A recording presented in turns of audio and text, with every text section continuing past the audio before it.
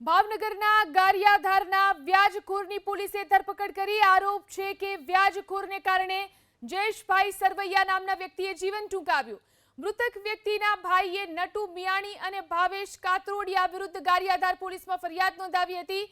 આરોપી છે કે વ્યાજખોરો પૈસાની પઠાણી ઉઘરાણી કરતા હતા અને જાહેરમાં ધમકી આપતા હતા, જેને લઈને ઝેરી દવા ગટગટાવી આત્મહત્યા કરી હતી।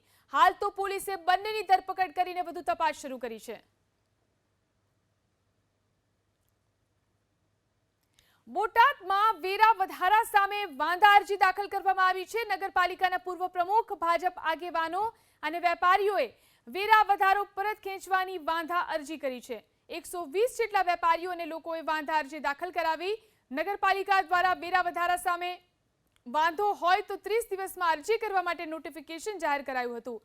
મોટી સંખ્યામાં વેપારીઓએ વાંધા અરજી કરી તો ભાજપના આગેવાનો પણ સાથે જોડાયા। સાથે જ ભાજપ આગેવાનોએ અગાઉ ઉચ્ચ કક્ષાએ વેરો વધારો પરત ખેંચવા માટે રજૂઆત કરી હોવાની પણ માહિતી છે।